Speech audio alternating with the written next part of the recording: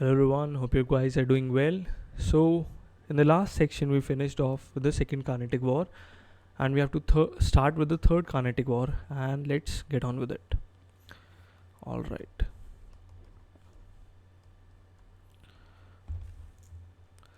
The third Carnatic War, 1758 to 63.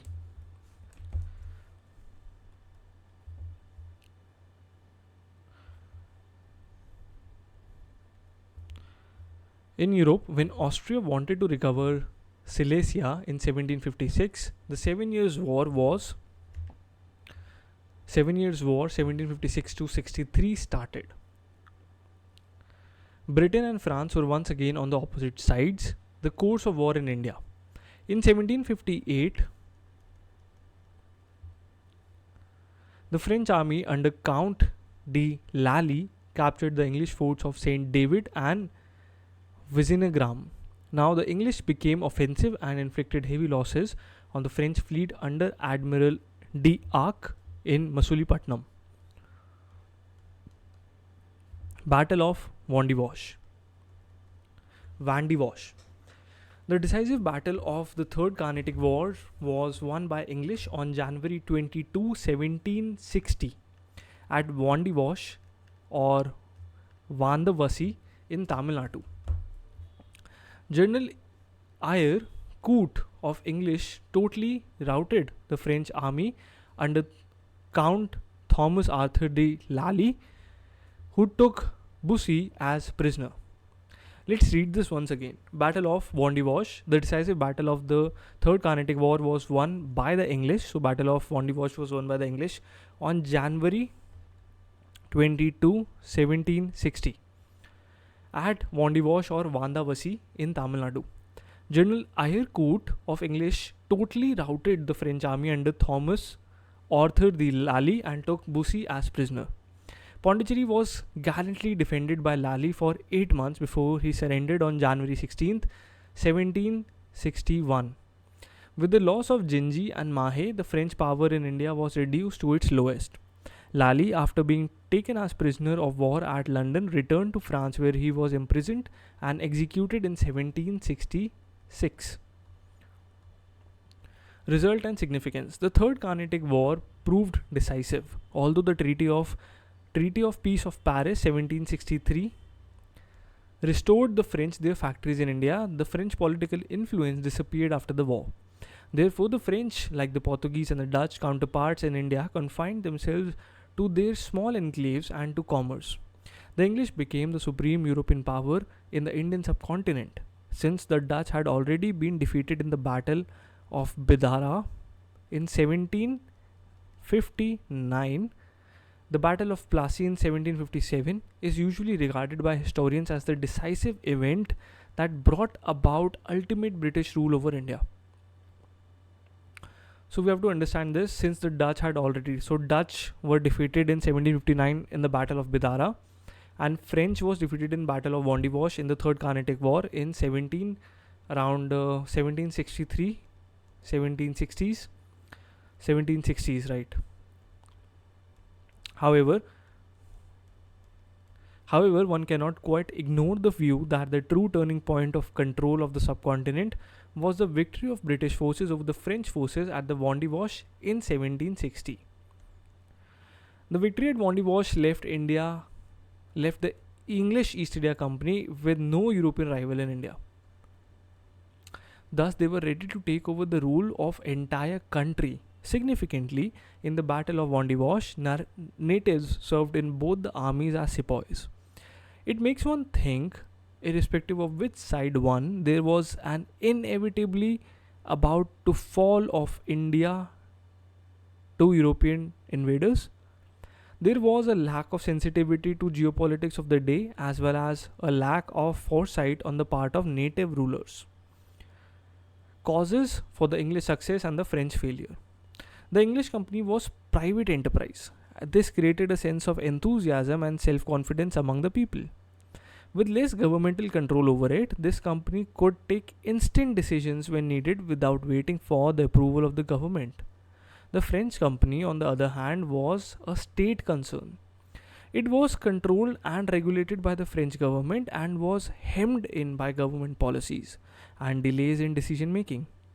The English Navy was superior to the French Navy. It helped to cut off the vital sea link between the French possessions in India and France.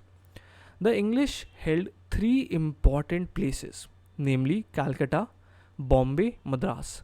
So we can write this as MBC or BCM. Bombay, Calcutta, Madras. Whereas the French only had Pondicherry. The French subordinated their commercial interest to territorial ambition, which made French companies short of funds. In spite of their imperialistic motives, the British never neglected their commercial interests. So they always had the funds and the consequent sound financial condition to help them significantly in the wars against their rivals. A major factor in the success of the English in India was the superiority of the commanders in the British camp. In comparison to the long list of leaders, on the English side, Sir Eyre Coote, Major Stringer Lawrence, Robert Clive, and many others, there was only Dupleix on the French side. The Danes. The Danish East India Company was established in 1616 and in 1620. They founded the factory at Tronkebar near Tanjore on the east coast of India. Their principal settlement was at Sermampore near Calcutta. The Danish factories, which were not important at any time, were sold to the British government in 1845. The Danes are better known for their missionary activities than for commerce. Why the English succeeded against other European powers? Of all European nations who came as traders to India, of the new sea routes were discovered, England emerged as the most powerful and successful by the end of the 18th century. The major factors which could be attributed for the success of English against European powers, Portugal, Netherlands, France, and Denmark, in the world in general and in India particular, were as follows. First is nature and the structure and nature of the trading companies. The English East India Company, formed through amalgamation of several rival companies at home, was controlled by a board of directors whose members were elected annually. The shareholders of the company exercised considerable influence, as the votes could be bought and sold through purchase of shares. The trading companies of France and Portugal were largely owned by the state, and their nature was in many ways feudalistic. In the French company, the monarch had more than 60% share. Its directors were nominated by the monarch from the shareholders, who were supposed to carry out the decisions of the two high commissioners appointed by the government. The shareholders took very little interest in promoting the prosperity of the company because the state guaranteed a dividend to the shareholders. The lack of public interest could be inferred from the fact that between 1725 and 1765, there was no meeting of the shareholders and the company was simply managed as a department of the state. Naval superiority. The Royal Navy of Britain was not only the largest, it was the most advanced of its times.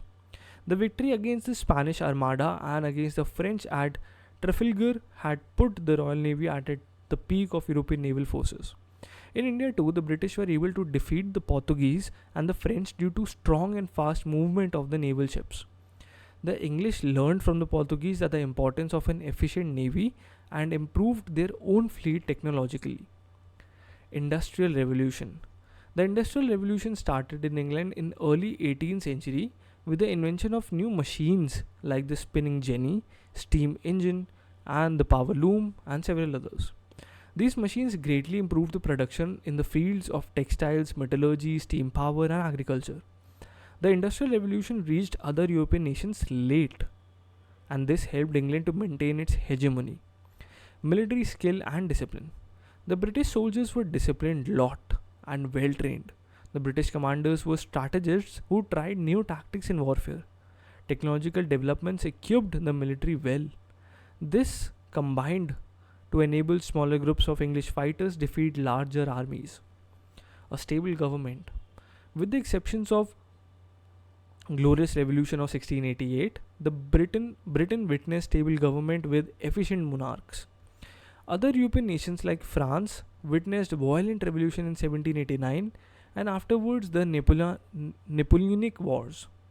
Napoleon's defeat in 1815 significantly weakened France's position, and from then on it was forced to side with Britain.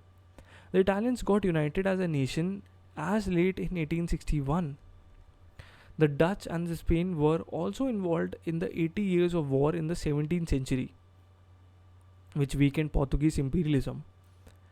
The Dutch East India Company, affected by bankruptcy in 1800, coupled with the revolution in 1830, was forced to sell its possession to Britain and quit Asia. Lesser zeal for religion.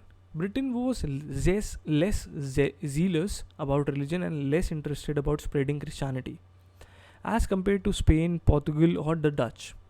Thus, the rule was far more acceptable to the subjects than of the other colonial powers. Use of debt market. One of the major and innovative reasons why Britain succeeded between the mid 18th century and the mid 19th century, while other European nations fell, was that it used the debt markets to fund its wars. The world's first central bank, the Bank of England, was established to sell government debt to the money markets on the promise of a decent return on Britain's defeating rival countries like France and Spain. Britain was thus enabled to spend much more of its military than its rival.